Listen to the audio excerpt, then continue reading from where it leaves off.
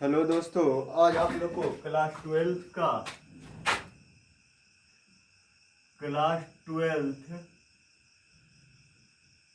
का एक्सरसाइज 14.1 में आगे हम आप लोग को लेकर के आए हैं। पिछले वीडियो में आप लोग को जो हम समाप्त कर चुके थे वो आपका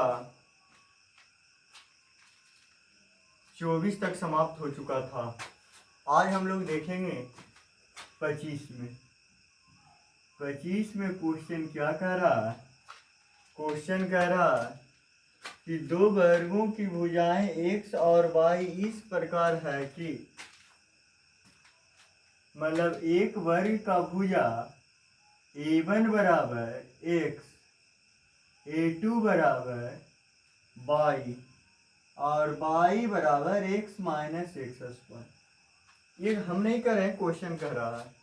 तो कहता है कि पहले वर्ग के क्षेत्रफल के सापेक्ष दूसरे वर्ग के क्षेत्रफल में परिवर्तन की दर ज्ञात करें। अब अंग्रेजी वर्ड को पढ़िए। कहता है x and y are the side of two square such that, मतलब ये तो सेम कर रहा था कि दो गो स्क्वायर है, मतलब दो गो वर्ग है जिसकी भुजाएं एक्स एंड वाई है। सच दैट y बराबर एक्स माइनस एक्स स्क्वायर। यहाँ क्लियर है। Find the rate of change of the area of second square, मतलब सेकेंड स्क्वायर करने का मतलब a2 चेंज तो d लगाना पड़ेगा, मतलब परिवर्तन। Second change of second square with respect to area of the first square, मतलब d a1 बराबर भाग। यही आपसे पूछा। इसका मतलब ए कहने का मतलब कैपिटल ए कहने का मतलब आपका क्षेत्रफल है, और स्मॉल ए कहने का मतलब आपको जो है वो आपका जो क्वेश्चन कह रहा है स्मॉल ए भुजा दिया हुआ है। तो सबसे पहले अब हम लोग दोनों वर्ग का क्षेत्रफल निकाल लेंगे, क्योंकि जब तक क्षेत्रफल नहीं निकलेगा आज चेंज किसके सापेक्ष करेंगे, तो कोई भी वस्तु कोई भी वस्तु की स्थिति को चेंज करने में जो सबसे भारी दायित्व निभाया जाता है वो टाइम का। टाइम के सापेक्ष किसी भी हम वस्तु को चेंज कर सकते हैं। जैसे ये पेन को तोड़ना है, तो पेन को तोड़ना या छोटा करना या लंबा करना, तो लंबा या छोटा या तोड़ना या जोड़ना कुछ भी करना हो तो समय इसमें लगेगा ही। इसका मतलब क्षेत्रफल में भी परिवर्तन की दर करना, तो इसमें हर हालत में विथ रिस्पेक्ट टू टाइम आएगा। तो सबसे पहले हम लोग चूंकि a1 बराबर आपका एक्स स्क्वायर, इसको हम लिख सकते हैं dA1 बटा dt बराबर 2x, इक्वेशन फर्स्ट। उसके बाद चूंकि a2 बराबर एक्स स्क्वायर क्यों कर दिए, क्योंकि वर्ग का क्षेत्रफल भुजा स्क्वायर होता है और भुजा आपको स्मॉल a1 था। उसके बाद y स्क्वायर और a2 बराबर y का वैल्यू आपको दिया हुआ है x माइनस एक्स स्क्वायर, और ये टोटल का होल स्क्वायर हो जाएगा। किसके सापेक्ष करना पड़ेगा? टाइम के सापेक्ष, इंटू dx बटा dt। यहाँ भी कीजिए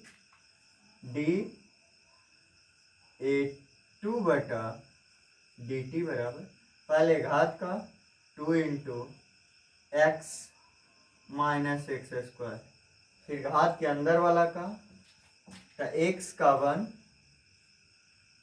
इंटू एक्स का dx बटा dt माइनस एक्स स्क्वायर का 2x इंटू dx बटा dt। यहाँ भी dx बटा dt, यहाँ भी dx बटा dt कॉमन निकाली।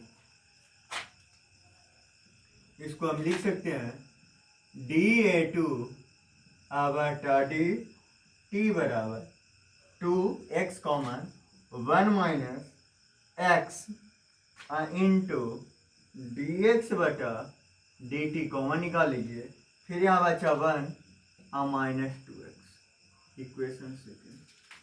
तो 2 भागा 1 से। तो dA2 बटा dt बटा dA1 बटा dt बराबर 2x into 1 minus x into D x बटा d2 इंटू 1 माइनस 2x बटा समीकरण 1 देख लीजिए 2x इंटू डी एक्स बटा dt dx बटा dt ये सही कैंसिल ये से ये कैंसिल। तो dA2 बटा dA1 बराबर 1 minus x into 1 minus 2x multiple कर लीजिएगा, आपका आंसर मिल जाएगा। स्क्रीनशॉट लेना है तो आप लोग ले सकते हैं, फिर हम लोग आगे देखेंगे।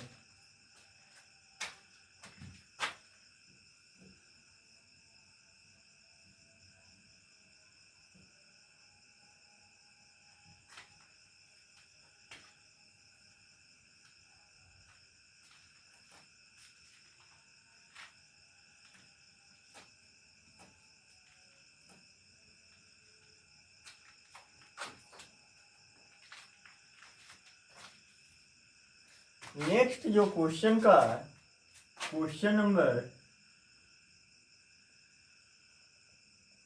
24, 25, 26 नंबर क्वेश्चन क्या कहा? 26 नंबर कहता एक कण परवलय बाई स्क्वायर बराबर 2x के अनुदिश इस तरह गतिशील है।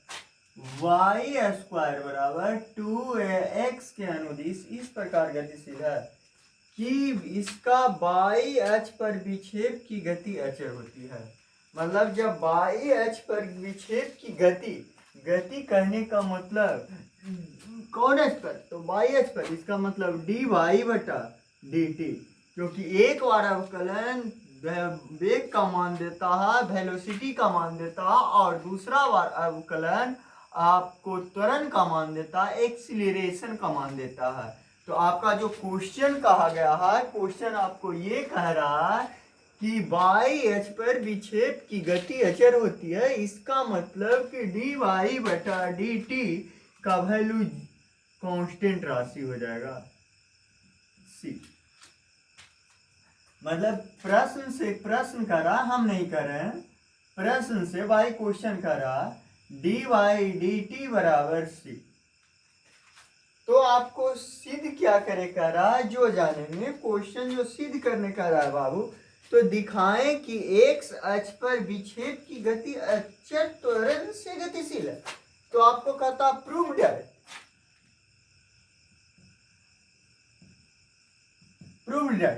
सिद्ध क्या करे कह रहा है कि एक्स अक्ष पर विक्षेप की त्वरण जो है, विक्षेप का त्वरण, इसका मतलब है कौन अक्ष पर? एक्स अक्ष पर। तो त्वरण की बात आता है तो एक बार अवकलन करते हैं तो इसे मान देता है वेलोसिटी का, और इस वेलोसिटी का यदि एक बार और अवकलन कर देते हैं तो ये देता है त्वरण का। तो इसका मतलब है कि ये आपका जो एक बार अवकलन करना है, नहीं, इसमें जो प्रूफ करना है d2x बटा dt स्क्वायर बराबर भी सी हो। इस बात को सत्यापित कर लेना। तो देखिए क्वेश्चन से जितना भी था उसको हम निचोड़ निकाल लिए, अब आपको हमको सिद्ध कर देना है। तो चूंकि आपको जो दिया हुआ क्या, ये बाय क्वेश्चन, ये क्वेश्चन कर रहा था, ये भी आपका क्वेश्चन कर रहा है, और ये बात को क्वेश्चन में सिद्ध करे कर रहा है। डरने की बात नहीं है, सबसे पहले जो दिया हुआ उसको पकड़ के लाइए, एक बार अवकलन कीजिए, कांस्टेंट राशि रखिए, दो बार अवकलन कीजिए, और ये देखिए आता है कि नहीं। तो चलिए वाई स्क्वायर बराबर 2ax टी के सापेक्ष अवकलन करने पर, तो टी के सापेक्ष जैसी अवकलन करेंगे तो डी वाई बटा D t into 2y into D Y बटा डी टी बराबर 2a बाहर dx बटा डी टी, ये से ये कैंसिल। तो डी वाई बटा डी टी बराबर a बटा y into D y d x बटा डी टी, और डी वाई बटा D t a by h पर अचर त्वरण का, तो यहाँ से वैल्यू इसका हम रख सकते हैं सी। यहां से इसका वैल्यू हम क्या रख सकते हैं, सी। तो क्या हो गया आपका c बराबर a बटा वाई इंटू डी एक्स बटा डी टी। इसको इक्वेशन फर्स्ट रखिए। अब देखिए क्वेश्चन प्रूफ करना डी टू एक्स, मतलब कि एक अक्ष पर जो त्वरण होगी वो अचर का रहा, एक अक्ष पर जो त्वरण होगी वो प्रूफ करे का रहा अचर। तो ये तभी आपका सिद्ध होगा, ये आपका तभी सिद्ध होगी जब इसको दो बार अवकलन किया जाए। यदि दो बार अवकलन नहीं किया जाएगा तो ये बात को सिद्ध हम नहीं कर सकते हैं। तो इसका मतलब है कि एक बार अवकलन किया हुआ है, इसको हम यहाँ पे हमको डी टू एक्स बटा डी टी स्क्वायर चाहिए, डी टू एक्स बटा डी टी स्क्वायर चाहिए। पुनः अवकलन करने पर तो अवकलन करेंगे तो कांस्टेंट राशि अकेला है तो इसका अवकलन 0, ए अचर राशि बाहर, तो यहाँ बच गया 1/y। इस 1/y को बाहर निकाले, इसका अवकलन कर रहे हैं तो डी टू एक्स बटा डी टी स्क्वायर अब प्लस अभी 1/y का अवकलन करेंगे तो -1/y square into D Y बटा डी टी। अब यहां से हम लोग और इसको हम बाहर नहीं किए थे, dx बटा dt को, dx बटा dt। अब हम लोग क्या देखेंगे, ए इधर गुना में तो इधर भागा में, तो ये टोटल 0 हो गया, बराबर 1/y into D two x बटा D T square plus -1/y square into D Y बटा डी टी का वैल्यू, डी वाई बटा डी टी का वैल्यू वाई क्वेश्चन का दिया था कांस्टेंट राशि, इंटू डी एक्स बटा डी टी। इधर ये टोटल प्लस में तो इधर ले आइए, तो -1/y into D two x बटा डी टी स्क्वायर बराबर -1/y square into c into D x बटा डी टी। ये से ये कैंसिल, y से एक y कैंसिल, तो डी टू एक्स बटा डी टी स्क्वायर बराबर 1/y into c. D x बटा डी टी का वैल्यू रख दीजिए, डी एक्स बटा डी टी का वैल्यू यहाँ से हम 1 से पुट कर देते हैं, 1 से डी एक्स बटा डी टी का मान रखने पर, तो मान रखेंगे तो यहाँ पे आ जाएगा y बटा ए इंटू डी वाई बटा डी टी। तो चलिए y से y कैंसिल, तो डी टू एक्स बटा डी टी स्क्वायर बराबर c बटा ए इंटू सी। अब यहाँ देखिए c कांस्टेंट था और a भी कांस्टेंट, तो कांस्टेंट बटा कांस्टेंट गुना कांस्टेंट बराबर कांस्टेंट, कांस्टेंट गुना कांस्टेंट बटा कांस्टेंट बराबर कांस्टेंट। तो यहां से आपका प्राप्त हो गया डी टू एक्स बटा डी टी स्क्वायर बराबर सी। यही तो आपका प्रूव करना था। तो चलिए स्क्रीनशॉट लेना है तो ले लीजिएगा आप लोग को।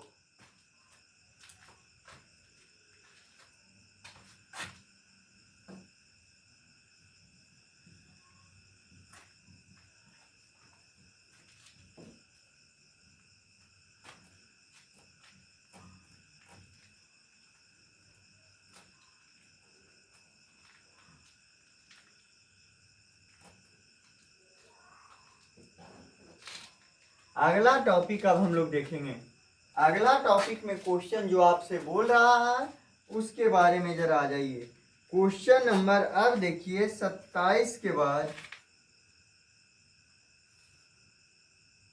26 के बाद 27 में 27 नंबर जो क्वेश्चन आपको कह रहा है बोस, क्वेश्चन नंबर 27 कि किसी वस्तु की x इकाइयों का उत्पादन कुल लागत cx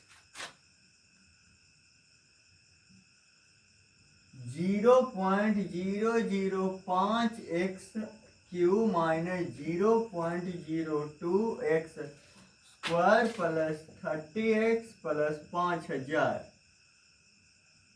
से सीमांत लागत x बराबर 3 पर उत्पादित सीमांत लागत, मतलब सी डैश आपको 3 बराबर पूछ रहा। अवकलन कर लीजिए, इसमें डरने की बात नहीं है। जहां पे आपको सीमांत आए पूछे, अवकलन करके x के स्थान पर 3 पुट कर देना। अवकलन करके x के स्थान पर 3 पुट कर दीजिएगा, जो आएगा वही आंसर। जैसे 27 वैसा ही सेम है बाबू 28। अब 29 नंबर क्वेश्चन देखिए। 29 नंबर क्वेश्चन क्या कहता है? 29 नंबर जो आपसे क्वेश्चन कर रहा है कि एक कण किसी सरल रेखा पर इस प्रकार चलता है कि t सेकंड के बाद उसकी दूरी मीटर में s बराबर टी क्यूब बटा 3 माइनस टी स्क्वायर बटा 2 माइनस 6t प्लस 5 से प्राप्त होती है। तो पहला आपको इससे क्वेश्चन निकाला है कि 2.5 सेकंड के बाद कण का वेग क्या होगा। तो आप लोग को मात्र एक ही चीज सिखाए हैं कि यदि आपको एस दिया हुआ है, डिस्टेंस दिया हुआ, तो टी के सापेक्ष जब एक बार अवकलन करते हैं तो उस वह मान वेग का देता है, और दोबारा जब उसको अवकलन कर देते हैं तो वह मान त्वरण का देता है। तो आपसे कहा है क्या, कण का क्या कहा है, वेग। इसका मतलब एक बार अवकलन कीजिए और टी के स्थान पर 2.5 सेकंड पुट कीजिए। इसका मतलब है कि चूंकि एस बराबर टी क्यू बटा 3 minus T square by 2 minus 6t plus 5। तो अब चूंकि एक्स के टी के सापेक्ष अवकलन करने पर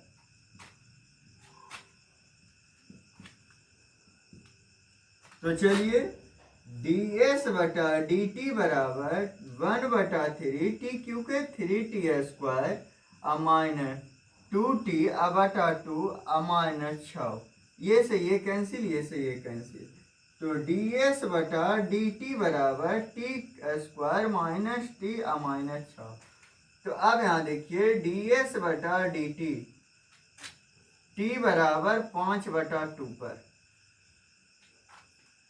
तो 5 बटा 2 के होल स्क्वायर माइनस 5 बटा 2 माइनस 6। अब यहाँ से जो ही हमने हल करेंगे तो आ जाएगा 25 बटा 4 माइनस 5 बटा 2 माइनस 6। एलसीएम ले लेंगे 4, 25 माइनस 10 माइनस 24 बराबर 25 माइनस 24 10 34 बटा 4 घट जाएगा। तो आपको घटेगा तो कितना बच जाएगा, आपको माइनस 9 बटा 4 मीटर पर सेकंड। मतलब वेग का मान निगेटिव ये बतला रहा है कि आपको गति घट रही है, लेकिन आंसर में ये नहीं देता। आंसर में इसका 14 मीटर शायद पर सेकंड देता है, ये गलत है। अब इसको हम गलत आंसर क्यों ठहराएंगे, क्योंकि इसका सेम हम दूसरा इसी हिसाब को बनाते हैं तो दूसरा में सेम टू सेम आंसर मिल जाता है, लेकिन पहला का आंसर नहीं मिल पाता है। इसका कारण यह है कि जो है इसका आंसर में कहीं ना कहीं फॉल्ट है। तो इसको स्क्रीनशॉट लेना चाहते हैं तो ले सकते हैं। 1 मिनट आप लोग स्क्रीनशॉट का मजा उठाइए, हम थोड़ा सा जेल का मजा उठाते हैं क्योंकि थोड़ी सी गर्मी बहुत ज्यादा है।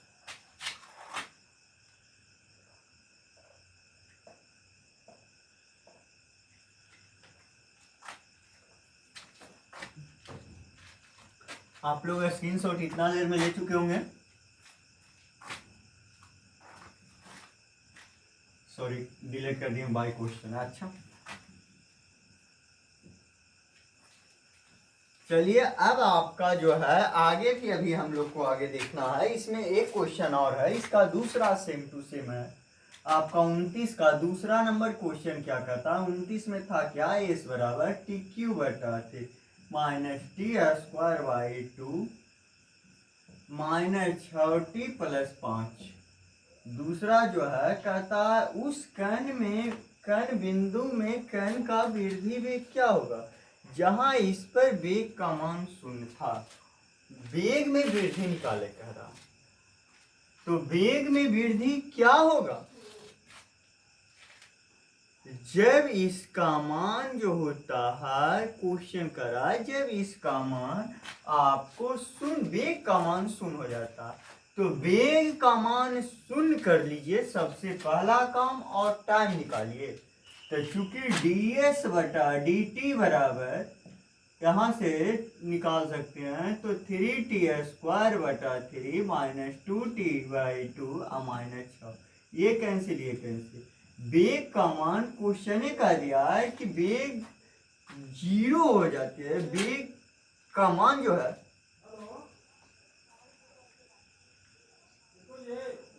जी जी ना, जी ना, हम ना बजलिए, ठीक है। आपका इसको कल बता देंगे कि इसमें आपका ब्लूटूथ थोड़ा सा आपका स्लो हो रहा है, जिसके कारण बैटरी लो बता रहा है, कट जाएगा कभी भी, ठीक है। इस यहाँ से जब गुणनखंड कीजिएगा तो t बराबर निकल जाएगा 3 और t बराबर -2। अब यहाँ t बराबर 3 आपका निकल चुका है, तो t का मान 3 निकल चुका है। अब इसमें आपको क्वेश्चन जो कह रहा था कि आपका, कि इसका वेग उस कण में, उस बिंदु के कण में वेग, कण के वेग में वृद्धि क्या होगा, तो वेग में परिवर्तन की दर त्वरण का मान देता है। तो वेग में परिवर्तन करने कह रहा, तो वेग में परिवर्तन की दर त्वरण का मान देता है। इसका मतलब इसको एक बार और अपकरण कर लीजिए, चूंकि d2s बटा dt² बराबर 2t - 1, तो d2s बटा dt² बराबर 2 × 3 - 1 बराबर 6 - 1 बराबर 5 मीटर प्रति सेकेंड स्क्वायर। चलिए, थैंक यू, आज के लिए इतना ही।